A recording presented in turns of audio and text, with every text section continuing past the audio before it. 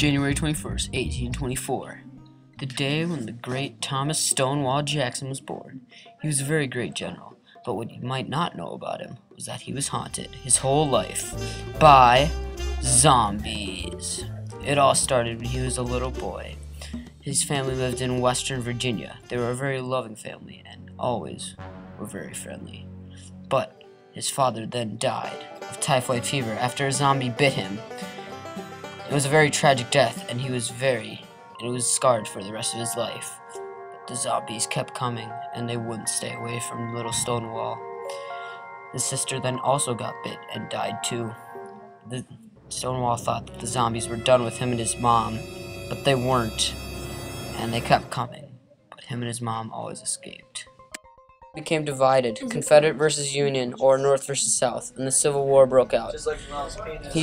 He left West Point at age 20 to join the Confederates, and he teamed up with the most powerful army in the world, including Confederate President Jefferson Davis. But they were up against an equally powerful army in the Union Army, which was conducted and led by Union General Ulysses S. Grant, and also Union President Abraham Lincoln, who was later assassinated after the war ended.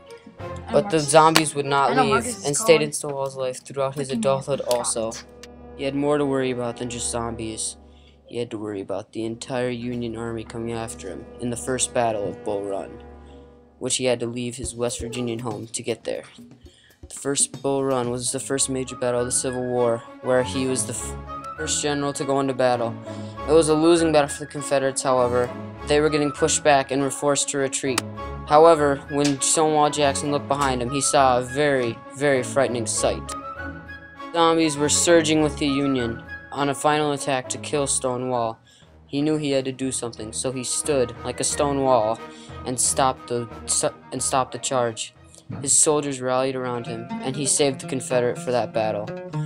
It was a victory for the Confederates just because of General Stonewall, although they will lose the second Bull Run. He unfortunately then died after the Battle of Chancellorsville from friendly fire. It was a huge loss from the Confederates and pretty much cost them the war. As General Lee put it, he knew not how to replace him. Although he is dead, his memory still stands in the Stonewall Jackson House, which you can visit today, and we will all remember the great Stonewall Jackson.